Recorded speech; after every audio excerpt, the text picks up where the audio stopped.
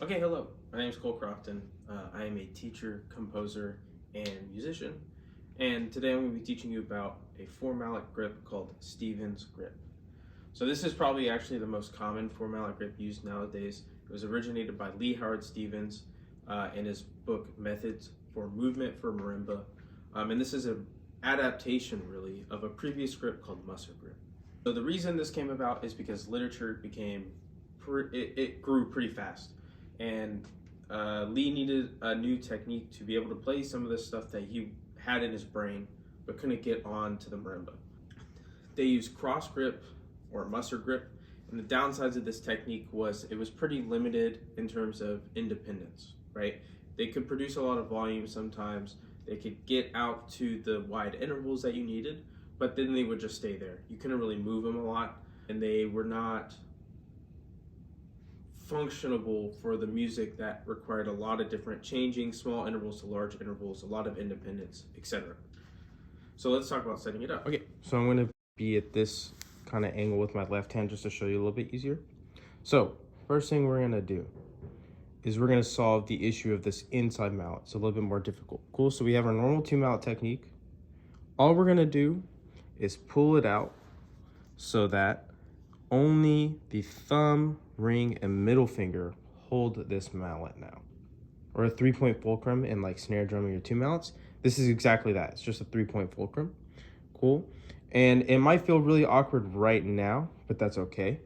We're gonna go ahead and add this second mallet. All we're gonna do is we're gonna take our outside mallet and put it right where the fingers meet the palm on these lines right here.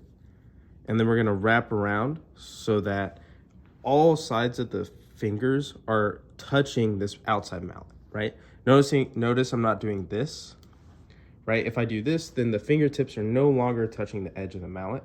It's really important that we have as much contact on that mallet as possible, since it's a really sort of compromised grip position.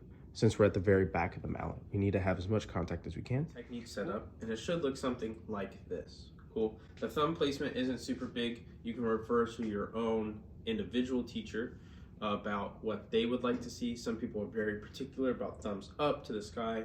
Some people are more relaxed and let it slide off to the side. Whatever is comfortable for you and allows you to produce the best sound with these movements consistently is probably the best answer. For me, I tend to let it drift off to the side. So there's 4 different types of strokes that we can use when using this technique. One is basically like a double stop. It's called a double vertical. So I use all 4 of my mallets starting from left to right, 1, 2, 3, 4, and I play all of them at the same time using a wrist or arm stroke, and it's again like a double stop. Next stroke is a single independent.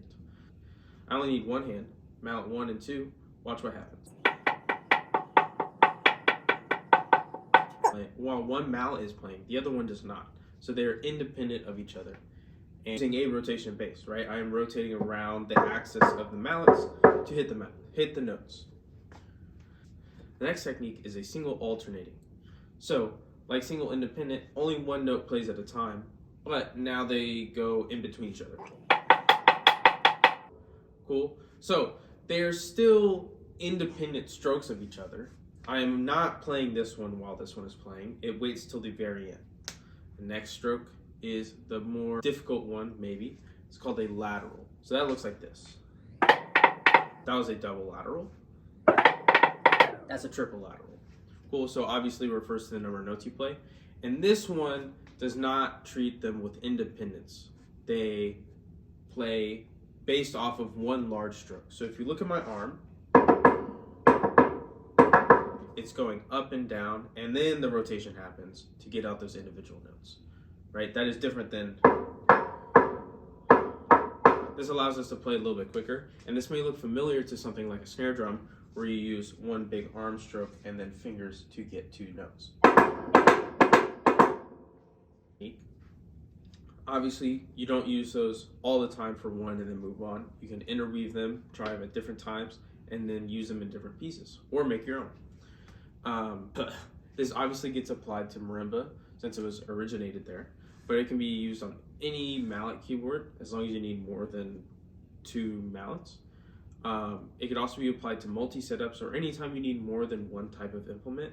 So I could use a snare drum stick, timpani mallet, triangle beater, Glock mallet, whatever, right? Whatever the piece calls for or whatever you're trying to achieve.